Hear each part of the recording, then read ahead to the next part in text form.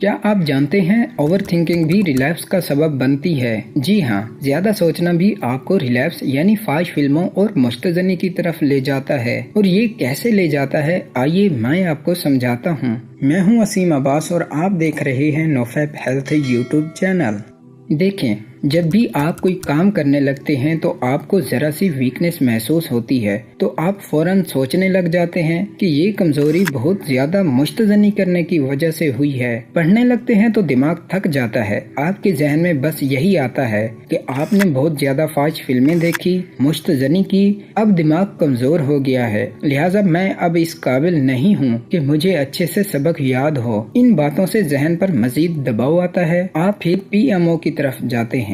सोने से पहले तरह तरह के ख्यालात आपको आते हैं कि पता नहीं मेरा नफ्स कमजोर है या नहीं, मैं शादी के काबिल हूँ या नहीं, पता नहीं रिकवरी हो रही है या नहीं, मैं ठीक हो रहा हूँ या नहीं। आपके कानों में सरगोशी सी रहती है कि मैं इतना अच्छा नहीं हूँ, मैं बहुत ढीला इंसान हूँ, मैं इस काबिल नहीं, मैं उस काबिल नहीं। इस तरह ओवर थिंकिंग से भी आप मुस्तज़नी या फाश फिल्मों की तरफ जाते हैं। इसके अलावा आपको जिंदगी में मुश्किलात का सामना होता होगा। रोजमर्रा के कामों से या मुख्तलिफ किस्म की सोचें आपको मजीद परेशान करती होंगी, जहनी दबाव का बाइस बनती होंगी, जिसकी वजह से आप रिलैप्स यानी मुस्तज़नी करके जहनी दबाव कम करते होंगे। इसलिए जरूरत से ज्यादा सोचना बहुत बुरा है। ये मसाइल जहनी दबाव, शक व शब्बात, वहम को जन्म देता है, जहाँ से इंसान अपने आप से नफरत करता है, खुद एतमादी में कमी आती है, इंसान फिर से मुस्तज़नी के खुद को मुजरिम कहता रहता है।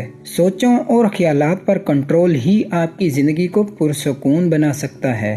तो मेरे प्यारे भाइयों, ये मत सोचें कि आप एक ढीले इंसान हैं। अपनी विल पावर मजबूत करें, खुद एतमादी पैदा करें, हमेशा अपनी कामयाबियों को याद रखें, ना कि नाकामियों को। मुस्तज़नी या फाहिश फिल्मों के जरिए कभी भी जहनी दबाव को दूर करने की कोशिश ना करें, बल्कि अच्छी आदत के जरिए दूर करें, जैसे मेडिटेशन, नमाज पढ़कर, वुजू करके, लंबी सांसें लेकर, एक्सरसाइज करके, गेम खेल कर, जिक्रुल्लाह करके, कोई भी अच्छी सी एक्टिविटी के जरिए जहनी दबाव कम किया करें। ये जहन में रखें कि जब भी आप परेशान होते हैं तो आपको फाश फिल्मों और मुस्तज़नी के ख्यालात आते होंगे, क्योंकि जो मर्द अक्सर मुस्तज़नी करते हैं उनमें बेचैनी की सतह ज्यादा होती है। बेचैनी एंजाइटी की वजह PMO ही होती है। अपनी आदत को समझें और उनको बदलने की कोशिश करें। वीडियो अच्छी लगी है तो लाइक कर दें, दुआओं में याद रखिएगा। अस्सलामु अलैकुम।